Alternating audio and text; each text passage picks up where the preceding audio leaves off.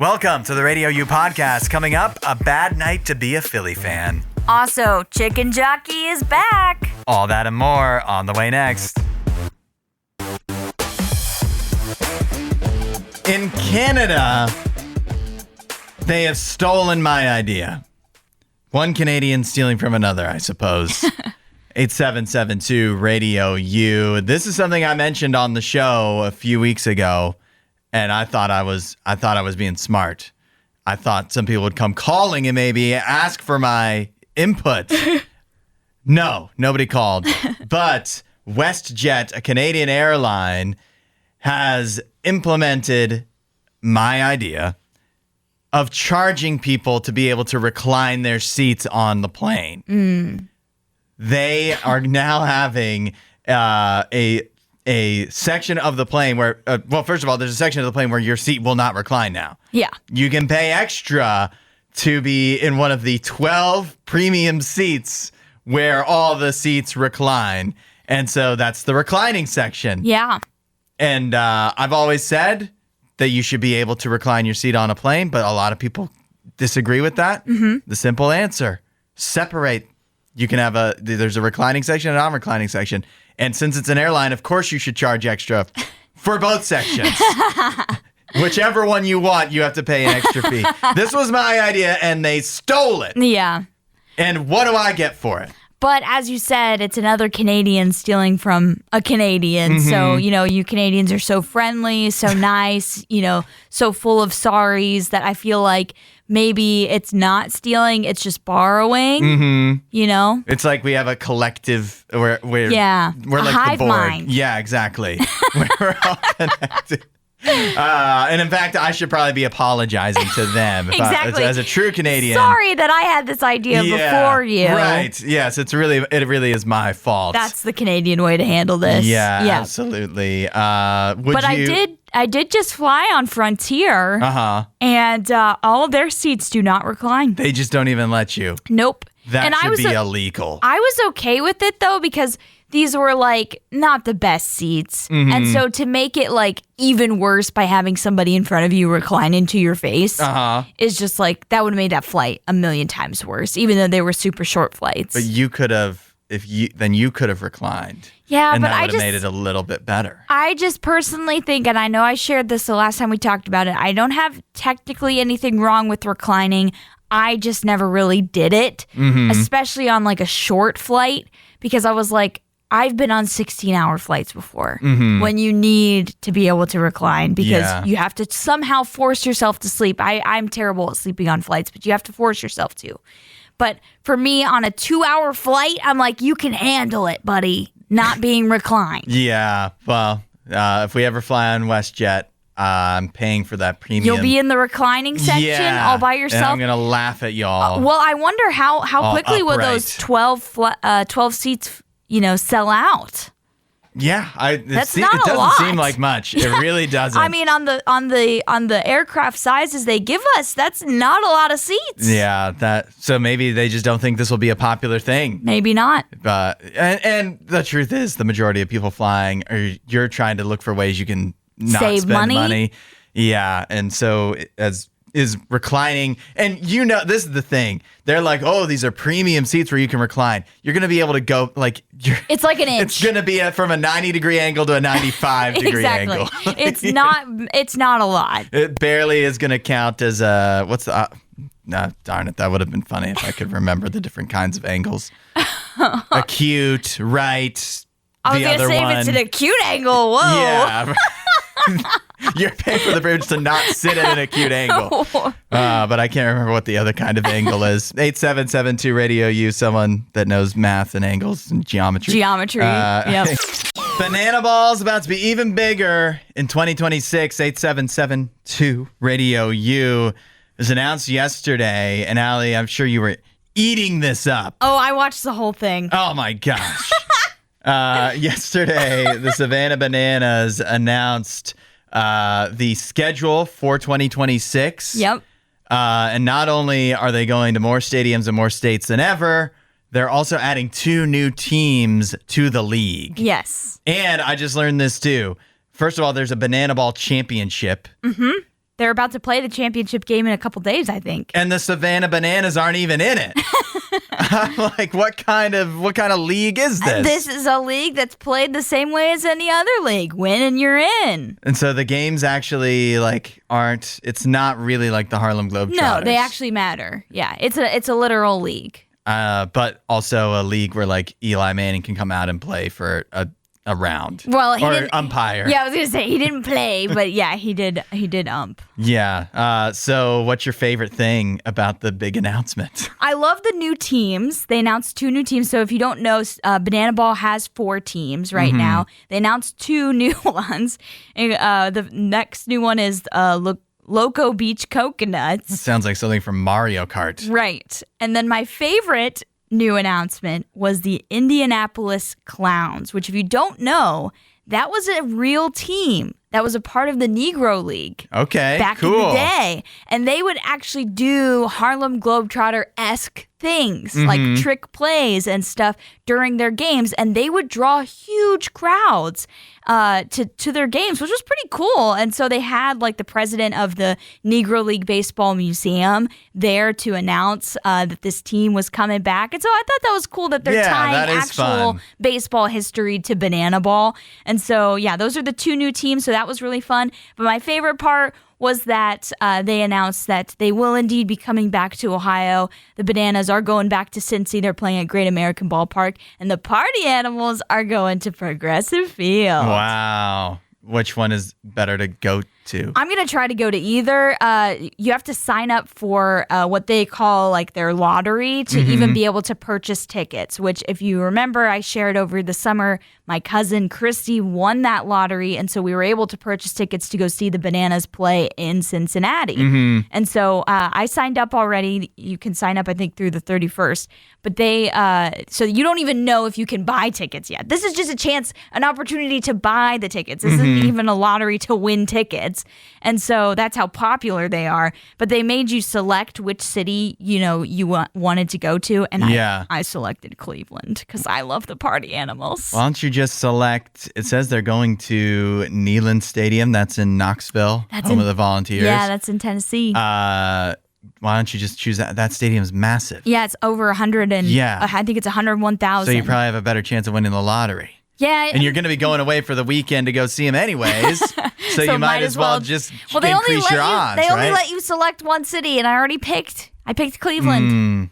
You want me to enter the lottery for you for Tennessee? You can. Because I won't tell you no. There will be a fee involved. I will give you, if I win the tickets, you can go. For a small fee. Yeah, but I mean, I'm not paying for them, of course. No. This is, I've already determined if I win the lottery, girls trip to wherever we win. Oh, that's all right. I didn't want to go anyways. It's official. A Minecraft movie is getting a sequel. Surprise, surprise, surprise. 8772 Radio U. After the Minecraft movie came out earlier this year, made almost $1 billion worldwide. It's a bit of a surprise that this had not been officially confirmed until now. But a Minecraft movie sequel is scheduled for July 23rd of 2027. I feel like those that work at movie theaters are like, all right, I have a date I need to quit by. Yeah. I need to find a new job by July of 2027. They go to interviews. What are your goals? My goals are to get a job in a different industry by July 23rd of 2027. Yep. That is where I see myself. Where do I see myself in 5 years? Yep. Not working at a movie theater. No, yes. Yeah, that's exactly what I'm thinking. It's going to be chaos. Total chaos, because it already says here that the director is returning, the same director, Jared Hess, and he literally says he's embracing the chaotic energy. He thought it was great and hilarious with the whole chicken jockey thing, and he's leaving open the possibility for even more of a spectacle in the sequel. Because I guess that makes sense. You have to step it up, but that worries me. Yeah, it makes me nervous that I don't think anybody actually thinks the Minecraft movie is good, right? No, it's. I haven't watched it yet, but I've heard nothing but this movie is just so dumb. It's a dumb movie, but they were sincerely trying to make a halfway decent movie about Minecraft with the puzzle pieces they were given. They were trying to put something together. Yeah. Now, though, if they're going to try to make memes happen, that's going to be, that doesn't bad. work that way. No. You can't force it. It's got to be organic. And now they're going to try to force it. Yeah, the first one was organic. Somewhat. If they start trying to put things into the movie that will rile up the crowd or like become a thing on TikTok, it's just not going to work. We're going to see right through that, and it's not going to happen for you. Yeah, I 100% agree. So I think, Jared, as much as you want to, lean into that, you really shouldn't. Just pretend the first movie never happened. Yes. Pretend at least the reaction advice. to the first movie never happened. That's great advice for anyone making any sequel ever. Pretend like the first one doesn't exist. You know what I mean? Like, yeah, you have to tie it to the original and all of that. But, like, don't try and lean on the success of the first one and be like, yeah, we can get away with doing this, or, like, cutting corners here. Like, no. Put in the same amount of effort as you did for the first one, which means we'll get another terrible movie. Yeah. But maybe you actually will have some organic, like, actual viral moments. Yeah. The good news, I'm sure, is that Jack Black, even though I don't think it says anything confirmed about him being involved. It mentions Jason Momoa being back, at least as a producer, so my assumption is he'll star in it again. Yeah. But yeah, it doesn't mention anything else about the cast. Yeah, if it's not going to have Jack Black either, it's not going to work. Yeah. But if you have Jack Black, even if they really try to force things, it's hard to imagine it not working. Yeah. With Jack Black. It's true, especially if they give him like a full-length song this time, because I have heard like the song they gave him, like the chicken. Was it the chicken song? Steve's Hot Lava Chicken. Hot Lava Chicken. Yeah, something like that. They're going to have to give him something else to sing. Yeah, definitely. You can't have Jack Black and not have him sing. No, it's just what he does. It's what he does. Well, mark your calendars, July 23rd, 2027, either to go see a Minecraft movie sequel or to make sure you're not anywhere near I was going to say, I'm marking that as D-Day. Do not enter the theater day. It's time for Allie and I to make our football picks. What's on the line this week?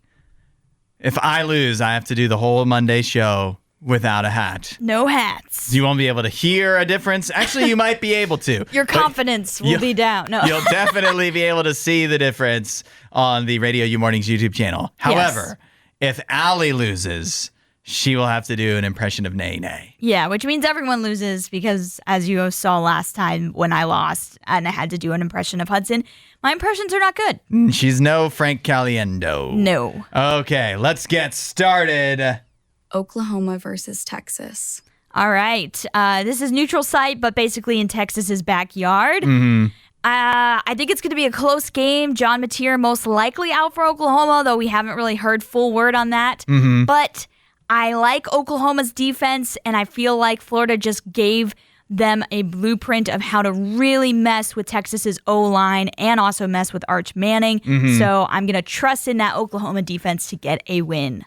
I am picking Texas. All right. Because John Mateer is not going to play. Okay. If he was going to play, keep in mind he broke a bone in his throwing hand. How well will he play if he was going to play? Probably not very. Their quarterback instead should be Michael Hawkins, who I believe played last year. You know how many points they scored against Texas last year? I don't. 0.0. Oh. 0.0. You know how many points Texas needs to score to beat Oklahoma if they allowed 0 points? 2. Yeah, because it's very hard. That's the only really points you would be able to score. Yeah, so I like Texas to be able to get 2 points. So I'm going to go with Texas. Let's move on. Indiana at Oregon. I think this game might be closer than we realize, but because Indiana has to go to Autzen, we've seen how much these teams are affected when they're traveling across the country. I'm going with Oregon. Yeah, I'm with you. Oregon should definitely win this one. They're favored by about a touchdown. I actually think Oregon could blow them out. Are we really sure Indiana's good? I think they're better than last year. I know that they haven't. This will be their first real test, but I mean, they blew Illinois out the water. Yeah. And so I feel like they are definitely better, but I don't know if they're better enough to overcome what will be the Oregon Ducks and Autzen and all of that environment. Yeah, we agree. So let's move on. 49ers at Buccaneers. In the NFL. I'm going with the Buccaneers for this one. I'm going with the Buccaneers too. So we probably don't need to spend a lot of time on it because we agree. Lions at Chiefs. I'm going Lions here. Okay, I'm going with the Chiefs. Oh, okay. The Chiefs are not going to lose 2 games in a row. They're at home. They already have lost 2 games in a row this season. By I the know. way. How many times do you think that's going to happen? I mean, the Chiefs seem down bad, so I could happen multiple times. This is another one similar to Indiana. Are we sure the Lions are good?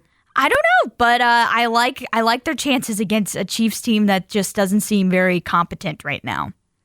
When you have Andy Reid and Patrick Mahomes, you're competent. I mean, but they don't seem to be showing that on the field. They will beat the Lions this week. Okay. And now we need to get to... Upset special. I am going with a big upset here, and that is, we called this out as a potential trap game. Alabama getting upset by Missouri. This is since Missouri entered the SEC, they've never beaten Alabama. But I think this is the time that they will get it done. They have a good run game, a great running back. And Alabama has been really bad against the run this year. But Missouri's been playing pretty bad teams. Yeah. So we'll see how it all pans out. I think it'll be a close game. But Missouri at home, I think, is going to get the upset because Alabama's sandwiched in between some pretty hyper games. They've got Tennessee on the road next week. So or they might be at home. But yeah, I think they're going to be in a trap against Missouri. That is, I know that's a popular pick. I am going to the NFL once again, and I'm going to take the Carolina Panthers to defeat the Dallas Cowboys. The Panthers are 3.5-point underdogs. The Cowboys have a garbage defense. The Panthers at home, I think it's going to be a high-scoring game because the Cowboys' offense is hard to stop too. Dak is having an MVP season, and in fact, I may have encouraged some people around me and myself to maybe look at Dak for MVP as a possible bet. But I still think the Panthers win this week. What was the spread on this one? 3.5. Oh, wow. For the Cowboys on the road. That's pretty surprising. Yeah. So give me the Panthers. We'll see who gets punished on Monday. It's back on the Tangled live-action remake. Oh, boy. 8772 Radio U. This was something that was announced last year, or at least reported on, that the director of The Greatest Showman, Michael Gracie, was going to be taking over the idea of a Tangled live-action movie. But then when Snow White bombed at the box office earlier this year, Disney was like, maybe we won't do live-action remake of Tangled, because what if it bombs too? But now they've changed their mind. It's back on. It's back. And apparently, ScarJo might be joining the cast. Yeah. And at first, when I saw this headline, I was like, please, no. I was like, literally like the Michael meme of just like, no. Like, because at first I thought that, saw it and thought, oh no, they're going to try and cast her as Rapunzel. That's not going to work. Doesn't make sense. Rapunzel is young. She's a teenager. Right. But then it said, no, apparently she might be circling the role of Mother Gothel, which is a little better because Scarlett Johansson is definitely getting up there in age. She's 40.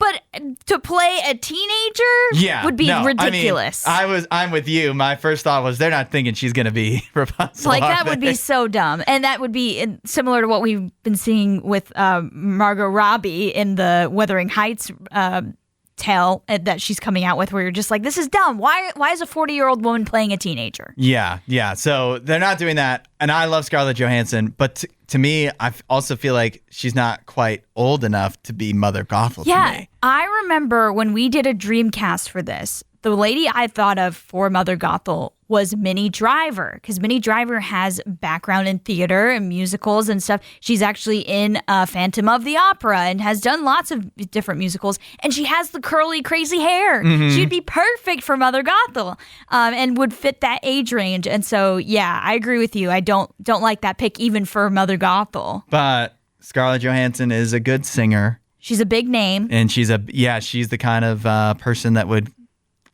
gets attention. Audience. Yeah, that's a blockbuster type name. Jurassic World or Jurassic Park, whatever the new remake was. That made a decent amount of money. It did, shockingly. So I don't know if I love it, but also I always have a hard time saying no to anything Scarlett Johansson. Oh, really? Yeah, just like put her in stuff. You have a soft spot for ScarJo? Yeah, I mean, how can you not? We have like 20 years of a great resume. Yeah. So, and you know the one good part in Home Alone 3. Yeah, I don't know if I've ever seen that. If it doesn't work, it's not her fault. Oh, I'll really? say that, yeah. It could end up being her fault. It's not going to be her How fault. can you say that? We haven't Because even seen it yet. nothing is ever Scarlett Johansson's fault. Oh, wow. So you're biased. Yeah, I would never blame her.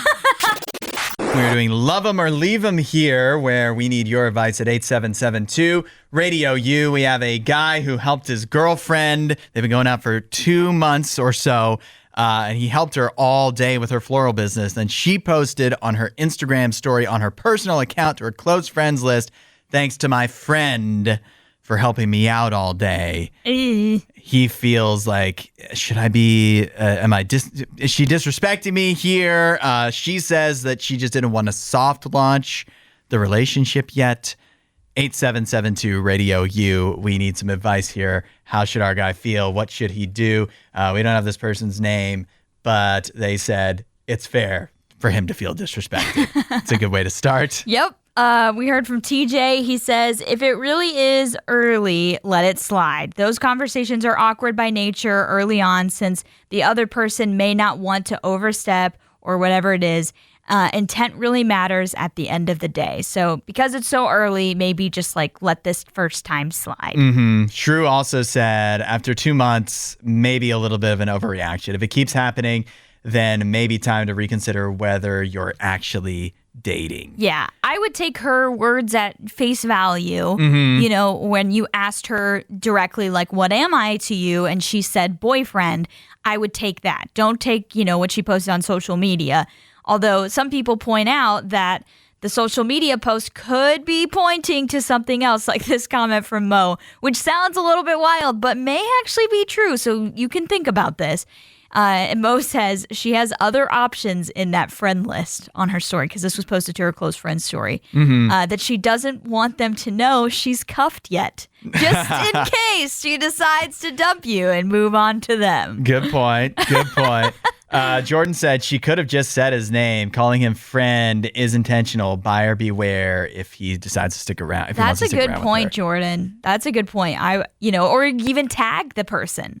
That's another way to skip it and not have to label it. Because I get not wanting to label it earlier. Although we heard from Brandon here, and he says, if anyone uses the word soft launch with me in terms of social media, I think I'd be done. Oh, come on. That's so common though now. He says, not to mention if my girlfriend called me a friend, I'd probably be done too.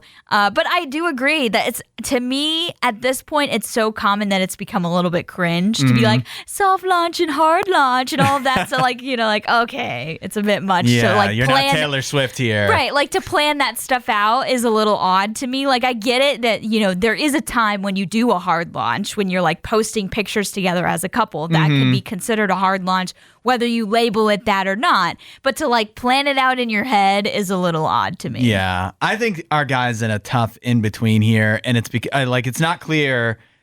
She says that she introduces him as her boyfriend in other in aspects of life. Okay. So that makes me think that they've had a conversation, they are exclusive, right? Yeah. But it's also only 2 months in. Right. And so if you haven't really had a clear conversation and she does have another guy in her close friends list that's a maybe, that maybe is her preferred option and she's hanging out with you until she sees what happens with him. That's definitely a possibility. Or she literally just threw this up and just didn't even think about it. Yeah, he's really in a tough in between. So this is not a leave him yet because you don't know. But I would not take the disrespect to heart. Yes. But I would keep this as just something in mind of if you start to notice other signs of maybe she's not, there's some people she doesn't want to know about you. Right. She's not proud of you in all aspects. Right. Let this one slide, but don't ignore other signals in the future. In the future. Email mornings@radiou.com if you ever have a love 'em or leave 'em you need help with. Last night was an absolutely brutal night to be a Philadelphia sports fan. 8772 Radio U. I would say you have to feel bad for him, but they just won a Super Bowl. Yeah, I don't know if you ever have to feel bad for Philadelphia sports fans, and particularly after they did just win a Super Bowl, but still a tough night. First, the Philadelphia Phillies get eliminated from the playoffs, and it's not just that they got eliminated. In such brutal fashion. Terrible, terrible fashion. It was an error I think, was it the 11th or the 12th inning at this point? I think it was the 11th inning. Yeah. I had just gone to bed because I was like, I have no idea how long this game is going for. These people can't score. If you don't know, Major League Baseball instated a rule during the regular season, you can have a runner on second in all of the extra innings. If a game goes into extra innings, that rule goes away during the postseason. Yes, and thank goodness. Thank goodness. But sometimes teams really struggle to score because when you have a run of just putting up zeros, for some reason it seems like it's hard for teams to get out of that. Yeah. And so this just felt like it was a back and forth battle with the pitchers, and nobody was able to score. But finally, the Dodgers put an end to that in the bottom of the 11th, and it was because this Phillies pitcher had a comebacker that like hits him, and it kind of ricochets off of him. He doesn't know where the ball is at first. He's searching for it, and he grabs the ball. There's a runner at third, I think. The bases were loaded. Yeah, there's a runner at third, and so the runner at third's charging home, and the catcher is pointing at first base. Get the out at first. Because there was 2 outs. Because there's 2 outs. That would end the inning, and you wouldn't have to worry about the score. And so what he does, instead of doing that, he picks up the ball and throws the worst throw ever to home plate, which again, at this point, the guy that's running from third to home plate has already scored. And so it was just a dumb move. The pitcher clearly panicked. Because not only did he throw it home when he should have thrown it to first. Yeah. He totally botched the throw. Terrible throw. It was out of the arm's reach of the catcher. Yeah. So totally brutal there for a totally horrible way to go down as a Phillies fan. So I do feel for the pitcher, but he made a mistake. He's a pro. You got to know better. Yeah, you got to get the fundamentals. You got to be ready for those when those happen. He's not winning the Gold Glove. Let me tell you that. No, definitely not. And then add insult to injury. The Philadelphia Eagles lose to the New York Giants on Thursday Night Football. Not just lose, they got throttled by them. Yeah, they got beat down. It was 34-17. The Eagles also ran 4 tush pushes in a row at one point in the first half. I hated that. Oh, yeah. I'm so glad everybody is now feeling like they're on the side that I was on in this offseason, which was ban the tush push. It's a horrible play to watch. It's stupid. Yep. It's hard to officiate. Everybody in the offseason was like, you're just going to have to toughen up and learn how to stop it, or it's a stupid play and we should get rid of it. Just get rid of it. We're tired of it. We don't need it anymore. Yeah, just get rid of it. Also, I guess in a wild move by the Giants, classy move by the Giants, if you will, they put up that Phillies-Dodgers score after it went final. I love that. This is why I love sports. Yes, it's for that great. kind of pettiness or whatever you want to call it. We're going to troll you in multiple ways. Yeah. We're going to beat you and troll you with this Phillies score. That in sports is like the one place you can do that. I think. Get your popcorn ready. It's our Friday tradition, the weekend watch list, letting you know which new movies you could be watching in theaters and possibly at home this weekend. Always let us know what you wind up watching at 8772 Radio U. We will get things started with the big new release this weekend, Tron Ares, starring Jared Leto for some reason. Tron Ares is when mankind encounters AI beings for the first time, and a highly sophisticated program, Ares, leaves the digital world for a dangerous mission in the real world. Bum, bum, bum. Guess the Rotten Tomatoes score for this one. 45. Not bad. It's 54%. Okay, a little higher than what I was going. Rafer Guzman of Newsday says another visually appealing and emotionally unsatisfying entry in Disney's sci-fi franchise. I don't know why they made this. I just don't understand. But we've had people text in that say they're excited about it. They're excited about it. I know a lot of people that, I guess I shouldn't say I know a lot of people. I really don't. I don't know anyone that's fans of Tron, but I feel like I've heard online people that are fans of Tron and they're excited about this movie. I'm not one of them. It seems so niche to spend whatever they had to have spent on it. Right. And then to promote it like they've been promoting it. And I just don't know how many people really care. But we'll see on Monday, I guess, with the box office breakdown. Also out this weekend, Roofman, starring Kirsten Dunst and Channing Peter Tatum. Dinklage. Yeah. Juno Temple's in it. I love Juno Temple. Roofman, after escaping from prison, former soldier and professional thief Jeffrey Manchester finds a hideout inside a Toys R Us, surviving undetected for months while planning his next move. However, when Jeffrey falls for a divorced mom, his double life starts to unravel, setting off a compelling and suspenseful game of cat and mouse as his past closes in. All right. Roofman is now in theaters. It has an 83% on Rotten Tomatoes. Pretty good. Michael Ordonia of the San Francisco Chronicle says, Roofman hooks viewers with its compelling depiction of a person too smart for his own good. It's funny and moving, however close to or far from the real events it may be. Nice. Yeah. Does Roofman look interesting to you? I saw a great promotion for this movie from Channing Tatum himself. You know, from the quote from, I think it's either 21 or 22 Jump Street when he goes, "My name is Jeff." You know, that part? So because his character in Roofman is also named Jeff, he's partnered up, I guess, with Alamo. Is it Draft House? That's the the theater. Yeah, he partnered up with them, and basically anyone that's named Jeff can get a free ticket to go see this movie. Nice. He was like, if somebody has called you Jeff before, like from that movie, from 21 or 22 Jump Street, I don't remember which one it's from, when his character, I think it's Schmidt that says it, you are entitled to compensation, and so you get this free ticket. So great promotion there from Channing Tatum. I love that. And I'm sure I'm not the first person to point this out, but he's named Jeffrey and he's living in a Toys R Us. You know, like the giraffe. Oh, Jeffrey the giraffe. Yeah. They had to have spelled planned different, that. but yeah. Yes. Let's see. Also in theaters this weekend, The Kiss of the Spider Woman, starring Diego Luna and Jennifer Lopez. Listen to this. A political prisoner named Valentine shares a cell with a man named Melina. They form an unlikely bond as Melina recounts a Hollywood musical plot. What? Kiss of the Spider-Woman's now in theaters. This sounds like the stupidest thing I've ever heard. What Rotten Tomatoes score does it have? 76%. Ugh. But Zachary Barnes of the Wall Street Journal says, inserting glitzy musical numbers amid such drama could have come off as a subversive twist. But because everything is presented with the same gentle glow of sentimentality, it ends up feeling merely tasteless. Okay. It sounds like the dumbest thing I've ever heard. Yeah, I was going to say that sounds like a terrible idea. Who would want to watch that? Yeah, no thank you. One more here for you. Soul on Fire.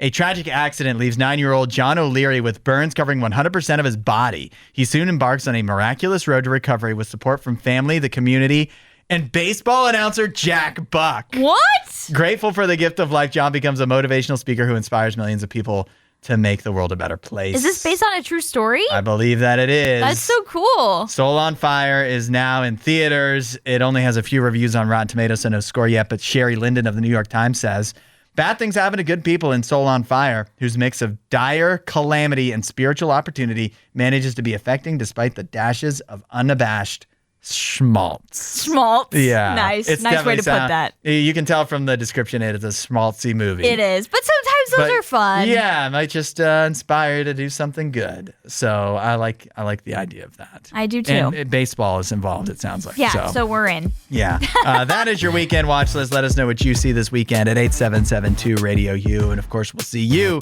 at the movies. Thanks for listening to the RadioU Podcast. Don't forget to rate and review the show.